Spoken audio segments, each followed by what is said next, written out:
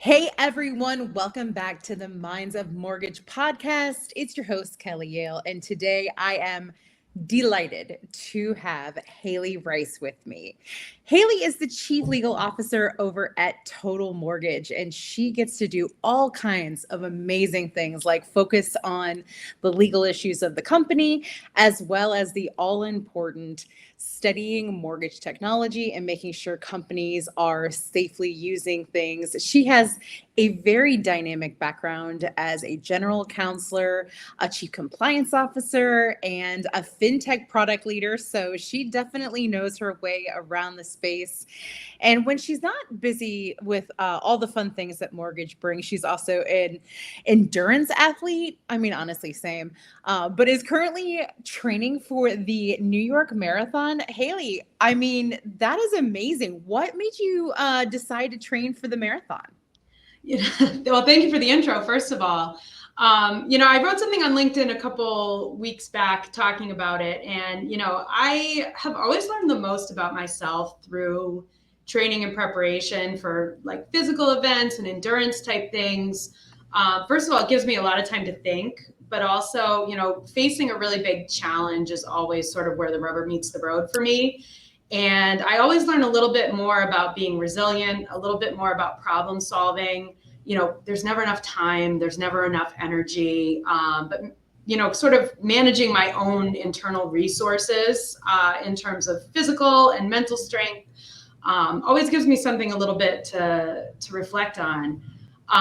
But I like to equate myself to an understimulated German Shepherd. If I'm not doing enough, I start to eat the walls a little bit. So this keeps me occupied in all the right ways. I'm always doing something different. I love your dog analogy. I'll have to tell you, my whole team uses a dog analogy for me as well. But I also love the analogy of, the real struggle, right, that we all have in facing sort of what we can endure. If we've learned nothing over the last couple of years, it is definitely, and I would even take us a few years even back before then, right? Because 2020 was still grueling for a lot of people in mortgage, having so many refinances to do, not really even sleeping, getting so much stuff, so many files every day that they had to complete. And then, of course, we've had the last couple of years where rates have not, and the market has not really been a friend to us. And it can be so challenging to even feel like there's a finish line right now, and I'm sure you experienced some of that on your side. Definitely. And, it's really interesting. I don't know if every generation of mortgage professionals feels this way. I came into mortgage in 2015, just about, the time that TRID was happening. So I don't know it any other way. I feel like it's been a wild ride since 2015 and all the things that have happened in terms of regulation, the markets being all over the place. So I don't know if this industry has ever really benefited from a slow burn, but not the way that I've known it. And I actually prefer it that way. Obviously, the hard times are hard and people are struggling, and that's no joke. But there's something about the energy of walking in every day and never quite knowing what you're going to face that I love, and especially in the legal department. There could be some litigation out there. There could be a product review demo. There's always things that are popping up sort of last minute and all over the place. And maybe it's the chaos addict in me, but I've really enjoyed the ride. Should we self-diagnose ourselves with ADHD as adults? Because that's the hot and happening new thing to do. I don't know if you. Yeah, they've found me on LinkedIn with all of this content about like, did you have undiagnosed ADHD, and it gets in your head, But I think it's just part of the human experience. I think there's just a certain group of people that are going to respond to that stimulation a certain way, and you can call it what you want. I think as long as you sort of know who you are and you know how to manage it the best way that works for you, you're good. So, yeah, it's very true. Well, you mentioned getting into the industry, and what's interesting about sort of my path, and I'm so fascinated about yours, is that I came on the scene in 2012, and when I showed up, there were only departments in theory. Okay, there was no such thing as a compliance department. There was no such, there was like a marketing department, but the closest you got to a technology department was a bunch of guys who may or may not know how Encompass works. And So it was a constant blazing of all paths. Or vendor management. What even is that, right? And we were pioneering one of the first CRMs on the scene, and everything was new, right? And that for me was exhilarating and yet also exhausting. So how did you end up in mortgage? Like, what was your path here? And then, to walk me through like your journey since you found mortgage. Yeah. So once upon a time, I was a young English and Spanish double major at a liberal arts college in New England. So to say the least, I really didn't have a clear path when I got out of undergrad to what I wanted to do. Around that time, the economy was crashing as well. So it was just really a tough time for anybody to be on the market, never mind somebody with zero real world job experience. So, I waitressed in things, and I was a youth librarian for a brief period of time, which was fun, but wasn't really what I wanted to do long term. So it sounded like a good idea to hide out in law school for 3 years. So I did that, and I didn't really have a whole lot of direction in law school either. I wanted to be a litigator, and I wanted to help people. So when I went in, I thought maybe I wanted to do employment law. And, during that time, I was taking internships, and I wound up in a legal aid clinic. So we were helping people that had nowhere else to turn at no charge with, tenant issues, simple day-to-day debt issues, and things like that. And I started to get really invested in consumer protection as a concept. And it was really an underrepresented area at that point of time. And, CFPB didn't exist yet. The sort of federal government's attention on consumer protection issues was really just beginning. So it was kind of an exciting area, and I wound up finding a specialty firm in Connecticut, and I worked with them for a few years as an intern and then as a practicing lawyer doing that. But litigation is kind of a tough thing. It wears on you. I'm a lover, not a fighter. So, getting up and going to battle every single day with somebody was hard. And it was a David and Goliath situation. We were a 2-man law firm, and we were going up against, some of the largest financial institutions in the country with all sorts of different claims. So I started to think about, what would it look like to try to prevent these issues from the inside before they started? Because, in a lot of the work that I did, it seemed like it wasn't intentional malice, but just sort of a lack of oversight or lack of awareness that things were happening or that certain protections were even in place. So I thought maybe I would be more effective going inside, making allies with some people on the business end and, working on things that way.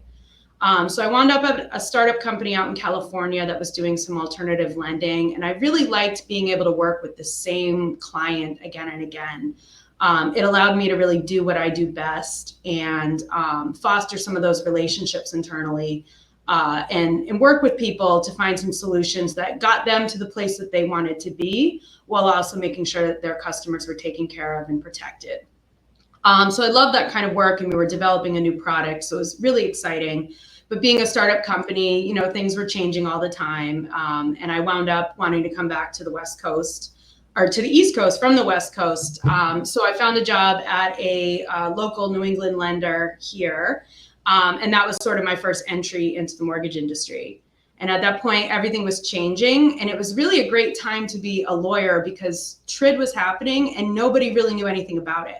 So I, a couple years into my law practice with zero mortgage industry experience, suddenly knew exactly as much as everybody else about at least what TRID was going to say and what it was going to do. So it sort of caught me up in a way that maybe wouldn't have existed for me if I hadn't entered the industry at that time. So, as it goes, the mortgage industry, I think, has some of the best people. So I just kept meeting people. I started moving through, companies and working in different legal departments, doing different things. And I never really got off the train. I love it.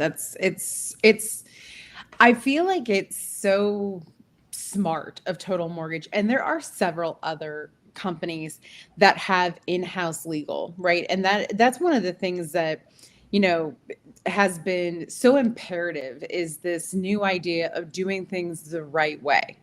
not hiring legal to clean up messes and instead conferring with legal to make sure that you're doing the right thing at the right time and that you're acting in the best interest of the employees as well as the people who you serve.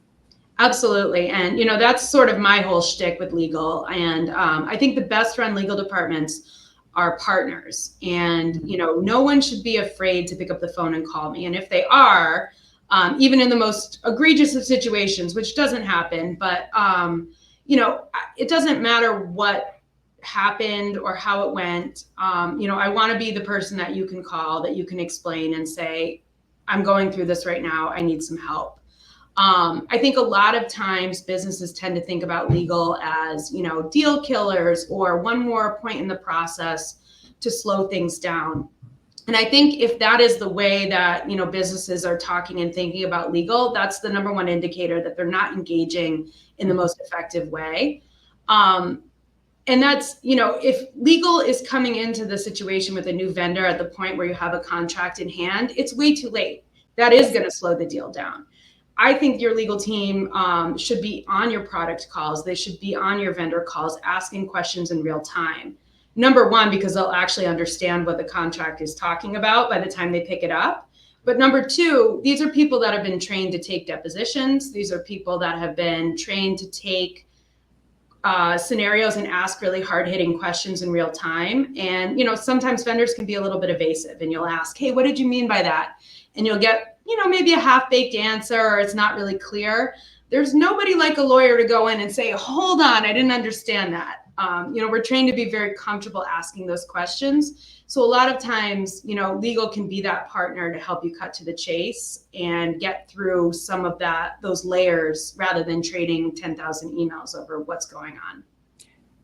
I mean, we could probably spend a solid hour talking just about mortgage technology, contracts, the bait and switch of some mortgage technology, how very little people tend to understand about their engagement with a technology before they sign contracts. I mean, I've sat inside the nucleus of this for the last decade and plus. And, especially over the last couple of years, we've had so many people come to us and say well, we're stuck in these contracts. And it's hard for me not to say, but the reason that you're stuck in the contract is because when things were really good, you signed whatever was put in front of you. Absolutely. And we have to, as an industry, have an entirely different way that we approach this, because what's going to happen, right? Everyone's all excited for the good times, right? Because then it's just back to the pray and spray mentality. But if we learn nothing else from this time, the one thing that I hope that we learn is if your company has 7 CRMs and you have 1,000 loan officers, you're just making a mess for every single employee who's there. Yes. And it has to start with asking ourselves, instead of, gosh, what else is out there? For 1 second, just ask yourself, have we made the best use of what we have? Yes. I'm a huge, huge believer of intentionality when it comes to vendor engagement. And it is a really hard time to be in the industry because there are so many exciting products out there. And, I go to industry events all the time. And as a lender in the room, people are, always knocking on my door and they're saying, hey, do you want to look at this? Do you want to look at that? And I always want to look, I want to know what's out there.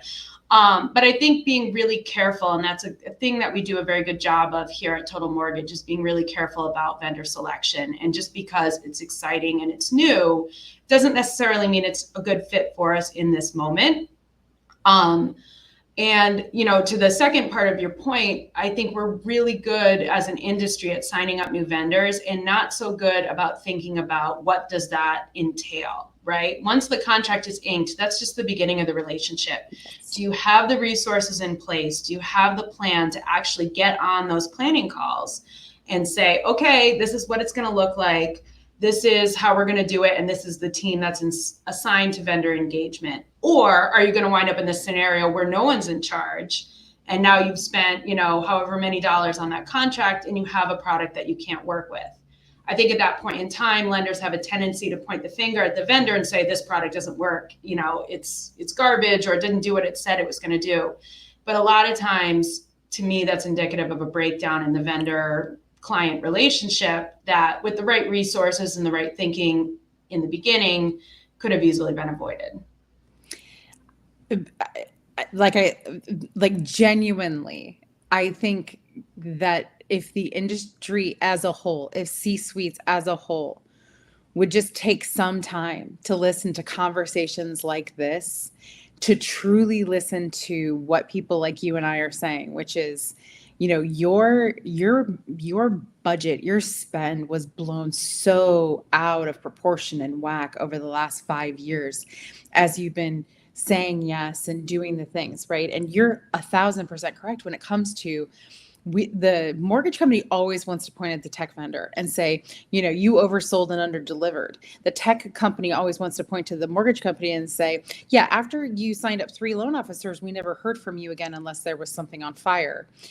And really, the absolute value lays right in the middle, which is we've got a good product. Great. We've got a great team to implement it.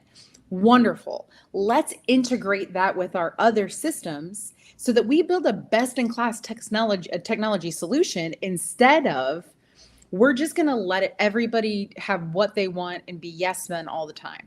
Mm-hmm. I use this silly analogy. I didn't mean to interrupt you. I use this silly analogy all the time, and I'm going to tell you what it is because I know that you haven't heard me say it. But I always say the way that we recruit, right? The way that we hire, what we think of this, not the we collective over here, not me. Like we're going to bring out these mortgage salespeople, right? And we're going to show them like this amazing day on this amazing boat. We're going to take them deep sea fishing, and we bring them out. We got the foods and the drinks, and then we take out the lures and the baits, right? And we're like, look at this technology you can have. Look what you can have over here. And we think they're going to get super excited about that, and they're all talking about the things. You know where I am? I'm underwater in scuba gear with a bag of fish. I'm waiting for the hook so that I can just put the hook on there so that the loan officer can go like this, reel it in and take the picture, because that's what they care about. Mm-hmm. But we constantly solve for the lures and the bait, but that's not what is going to be helpful. Right. But we can't seem to break this cycle that what salespeople want are solutions that work, that lead to deals. Mm-hmm. But we are in this strange eco world, I guess, system of saying like yes to things that we're not 100% sure are right for the organization, but not supporting these salespeople at the absolute highest level that we can.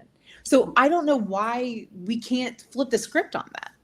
Yeah, I think, back to intentionality about, vendor relationships and technology. It's the same with AI right now. Everybody's hot to trot on AI. And do I absolutely believe it's going to revolutionize our industry? Sure. But I think you have to ask yourself why you're doing it right now, if you're planning on doing it or you're thinking about doing it. Is it just for the sake of saying, yes, we have AI here? Or is it the highest and best use of whatever resources it's taking to build it, to implement it, to pay for it? And how, what problem is it solving? I think our sales force as an industry is really interested in efficiency, but not in being replaced, right? They're not interested in having their processors and assistants replaced. They're interested in having that work supplemented. They're interested in maybe not working till 9 p.m. They may be interested in having the opportunity to go and play golf with the realtors that they network with. So when you're looking at some of these solutions, I think it's really important to say, does it solve that problem? Or is this just something really fancy that's going to maybe make us appear like we're doing this or allow us to consider replacing staff that we don't actually want to replace? Right. So, weeding through that and really getting to the root cause and the why of why you're looking at the solution, I think will set everyone up for success. Well, and that, and I try to explain to this part of it to everyone because everyone loves the like, oh, this is this new sexy thing and we're going to use it and it's going to be great. And the thing I'm always telling them is before we hit technology, we have to have the process question, because the why it's important to come up with. Yeah, we need this tech because. But then there's this part, which is what does the technology do? It needs a process. So let's say that is for your literal processor, right? Okay, well, when the file comes in, what happens? And where that breakdown usually happens is right where the tech meets the people, because the process is hard for a lot of people to define. But how we make things more efficient is by figuring out where in that process balls are being dropped, where are the cracks, so that we can fill those cracks and make the job easier. But if we don't have the buy-in on process, no technology will ever work effectively. I agree. And, one thing that I look for is, stuff that's a little bit dynamic, right? From branch to branch, or, from your corporate headquarters to your branch 50 miles away, the process might look a little bit different depending on who's operating it, right? So anything for me that fits only in one rigid frame that's only going to work if you use it in a very specific way is something that's likely to not get great feedback on the review once the trial period is over, right? People want to be just the same way that consumers want to be able to go online and start a mortgage application, but then pick up the phone when they have a problem. Everyone wants to use technology, but only in the way that suits what they're doing. So I think, we'll see vendors that come in with solutions that can be customized or use multiple different ways or integrate, some people prefer a text message, some people prefer emails. Anything that's got that dynamic problem solving capability, I think will ultimately be a winner in this market. When you think about companies that might be smaller, or companies that just don't have an in-house legal advisor, which is to me like gold, because as I mentioned to you before when we started, some of us are compliance because we have to be. It's not because we woke up one day and went, you know what sounds super sexy? Mortgage compliance. We just ended up, I mean, you spoke about TRID. I can't tell anyone the level of importance that having a one system that served 2,000 loan officers at a time when TRID was rolling out, where we could lock in dates and have reminders, just that one component that other companies didn't have. I can't fathom how much money, lawsuits, you name it, that saved us in the long run, right? It's those small things that we do that make such a difference. When it comes to that sort of advice, right? What do you wish the C-suite of other companies understood about how important your role is and would be at their company? Yeah, that's a great question. I can't remember the athlete that it's attributed to, but essentially the quote goes, the best offense is actually your defense. And that's how I like to think about legal and compliance. People will see a price tag and, look at the overhead that you incur with legal professionals on staff. And it's sometimes it's a hard pill to swallow because it's not a moneymaker necessarily. But when you think about the money that you are potentially losing on repurchase negotiations, regulatory implementation, vendors that, don't have great indemnification clauses in their contract, legal pays for itself pretty quickly if you're the kind of institution that's faced those problems in the past. Even one, medium-sized problem a year can pay the salary of a fairly experienced attorney, depending on what you have going on. So I think that that's one way to think about it. And also, the labor cost of undoing some of those things, right? It's not just about, we got sued and we lost $50,000, or, this vendor, I lost 25 grand on that. But also, okay, so who is handling the issue if it's not your lawyer? It's probably your chief operating officer. It's probably, your chief production officer or your chief revenue officer if it has to do with consumer complaints. Time is money. And, those are some of your highest paid, most valuable players in the entire institution. And if they are dealing with these problems that would otherwise float through legal, or you're billing hourly with outside counsel, you're not really saving the money that you think you're saving. And, when you start thinking about it that way, it starts to be worth it. It is so true. I was giving a speech and I had this beginning part that I when I wrote it, I thought, gosh, this is so interesting, because I'm going to say it in front of like normal, regular people, and I'm going to say it in front of mortgage people, and I want to see like what the difference is. And I remember it was for 7 years during a $60 billion in scaling of a company, we sent out millions and millions of emails and text messages without one audit, one complaint, one blacklist with a near 50% open rate. When I said it in front of marketing professionals, they couldn't even comprehend it. They were like, that's not a real thing. When I say it in front of mortgage people, they're just like, meh. You can't met that. Yeah, that's like major. But it's interesting because I don't think that the impact really hits home for people when you say that inside mortgage, or I don't think there's an understanding of how extraordinarily difficult it is to keep a company compliant, to make sure that the outgoing messages, to make sure that the vendor management, to make sure that even employment contracts, all of these things are reviewed before they become a problem, right? Mm-hmm. That to me is I don't know, you tell me, if I were building a mortgage company from the ground up right now, I would start there. Yes, I agree. And I think, that is a product of the mindset shift we've seen, I think, since, 2012, when CFPB really came on the scene and started regulating in these areas. I don't think people used to think about it that way. And my experience sort of coming in and seeing problems that were left over from eras past, and now seeing the way that people are thinking about implementing marketing campaigns and things. It's completely different. It's a whole new world.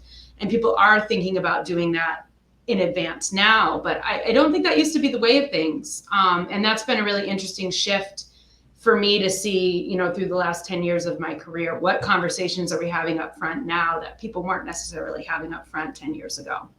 It's so true. And so when you see mortgage technologies, I mean, they're obviously every day, right? I wouldn't say every day. That's probably a little bit too much. Well, with AI, sometimes it feels like at least one, every other week is coming on the scene and saying, we've got the solution. We've got this.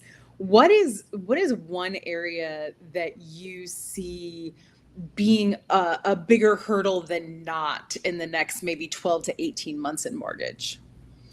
I think regulation of AI is going to be a real big one. And, right now we're in a weird regulatory soup in that, the federal government has started to think about how to regulate on a federal level. CFPB has come out and they're, essentially saying there's no fancy technology exception. All of the consumer protection regulations still apply regardless of whether you're using AI or not. The states have come out and started to work on their own legislation. Colorado passed a major bill this past legislative session talking about all the different ways that they intend to regulate users of AI and developers of AI. And then you have other states that have passed some form of legislation or are thinking about it.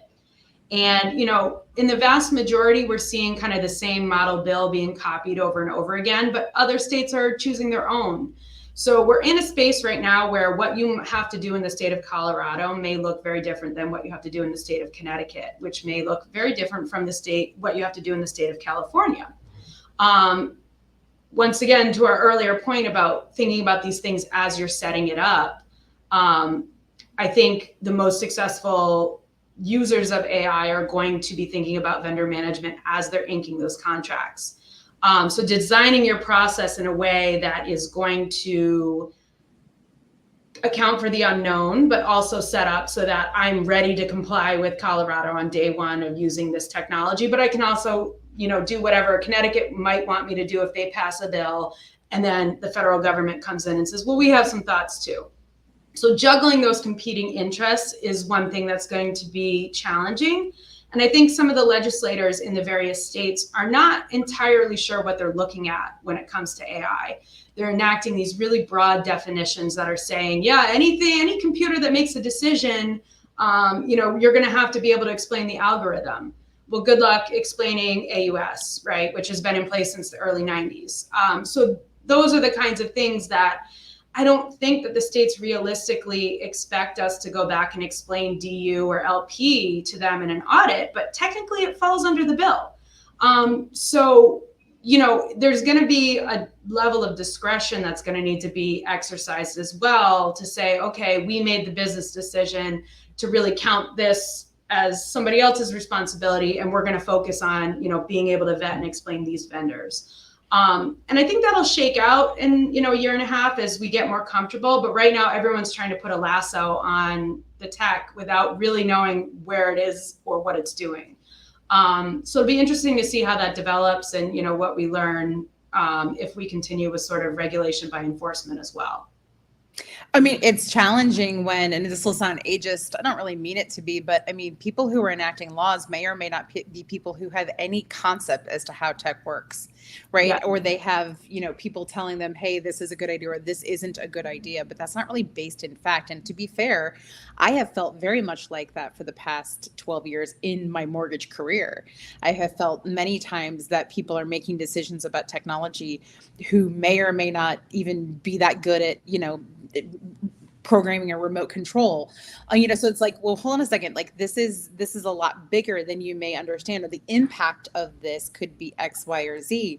But much like you, and I think really anyone who works in any level of compliance or legal, we also have to hold so much in our head about how things are, where they're that way, when things are happening, when there's an update, when there's a judgment. You have to know the difference between Texas and New York and California and Georgia from a compliance standpoint, which is night and day. And there's not like we don't get to go to like www.here'showtodoyourjob.com and we're like, oh, good, let me just ask what all the regulations in Georgia are so that I'm like fully prepared for all this. Mm-hmm. Although maybe that's what you and I do. Maybe we start a new company. That sounds good to me. It sounds like the kind of problem that could be solved by AI too, right? At some point, someone's going to find the right way to be able to run scenarios through and say, what should I think about if I'm operating in these few states? So maybe you and I should put our developer hats on and work on that after this. Honestly, let's just put our notice in today. Let them know like this is happening. But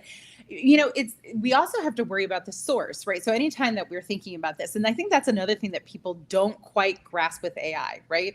Yeah. Can I build a chat GPT that I can train to go to these various state websites where it can pull all of the regulations and compliance? Sure. When is it updated? How is it updated? Who updates it? Is this actually accurate information? Because once you teach something that this is law, right? This is it. This is the end. Well, what happens when there is a change, right? How does that ping the system? Like people don't really think about like how complicated it is to have what we lovingly refer to as a single source of truth, right? Something we trust implicitly to give us the correct information. And that doesn't really exist anywhere. You're right. And, the way I've been thinking about it a little bit is like the Google search literacy. That was like a hot topic, maybe, I don't know, 7 or 10 years ago, right? Yeah. Where, you would Google search and you'd get all these results back. And, it was hard to tell for some people, at least, like which ones were legitimate and what was just like somebody's blog. And we got better at that as the internet evolved and our use of Google evolved and algorithms evolved. But I think it's the same kind of problem, right? And, knowing what those sources are and deciding, it's going to be source literacy and being able to weed out, models that don't account for the right information or that aren't getting them from the legislative websites and, wherever those notices get published. There's going to be some lessons to learn in that area, I think. But the same way that it seems like most people are able to do that now with Google, they'll be able to do that with AI in short order, I think. Yeah, I think it's going to move so quickly, and I hope the thing that everyone takes from this conversation, number one, if I can just be a little hammy with you, is just that I love meeting smart, talented women in mortgage. Some of us blazed a trail in a very lonely way for a long time. If you were a woman in this business, and especially as things have changed for the last few years, it's always wonderful to meet. There's so many amazing women in mortgage. It's been awesome to watch sort of that revolution really come through.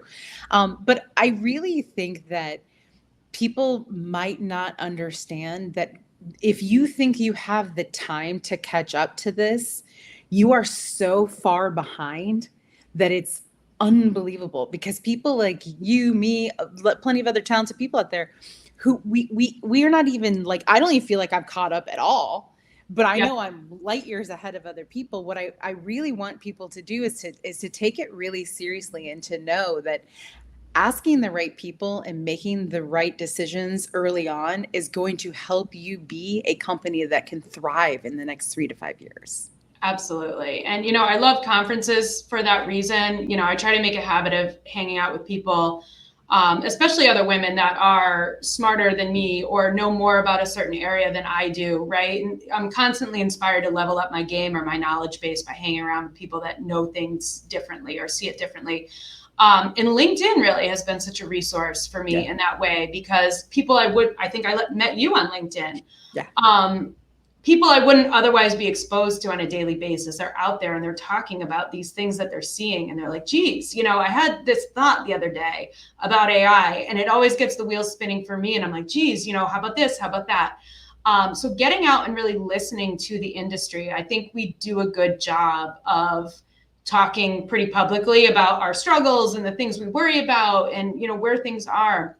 So just getting out there and listening to what people have to say and what they're seeing and what they're thinking about is invaluable at times like this.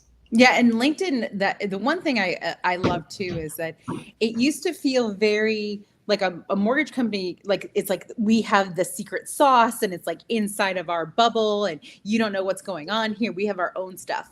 And we are hyper collaborative on LinkedIn, right? We're not saying like, I'm not going to show you my cards because we're going to keep it over here. We're just like, hey, we see this tide coming. We see this change happening.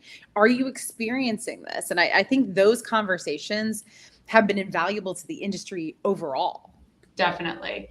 Well, and I think not talking about those troubles, right, where everyone was holding the cards close, situations like 2007, 2008, right? I think that was maybe some product of that, right? And we see if nobody else is going to get out there and proactively problem solve, our regulators are going to do it for us. So I think that there is real value in being able to talk to each other and getting out in front and presenting a united front as an industry.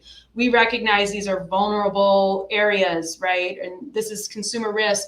And this is how we've sort of decided to deal with it. And presenting that in, legislative sessions and, establishing best practices, I think does really pay off. Yeah. I mean, I am so appreciative of your time today. It's so interesting to me because whenever we start these conversations, whenever I have somebody on the podcast or anything, I just want to go so much further, right? Because you just mentioned risk, and I'm like, we could talk about risk forever, right? And the way that we sort of balance risk in this industry, and how sometimes that's comfortable and not comfortable for people. And sometimes there's people who are, and then that's compliance is blowback always, right? Like, oh, you won't let us do what we want to do. And we're like, no, you can't give free stuff. Okay. But, it's, and I follow this guy on Instagram, and I don't know if you've ever seen him before, but he does all this like parody. So he'll answer the phone and he'll go, hey, it's legal. And then it's like sales on the phone. They're like, hey, so hypothetically, if we signed a contract, and he's like, no, but honestly, like, it is those kinds of moments that, it's so much easier if we don't have to fix things down the line. If we're all just like, hey, how do we make the best decisions as a collaborative whole for the future of the company? Right. Absolutely. Well, listen, friend, I really appreciate your time today, and would love to have you back at some point where we really do get to kind of delve into that kind of stuff. Not to use a ChatGPT word, I just use delve, and I'll also say robust just to throw it in, so people will know I'm not a real person. Yes. But Hailey, it was amazing to talk to you and get to know you a little bit better today, and I just really appreciate you being on the podcast. All right. Thanks so much for having me. Absolutely.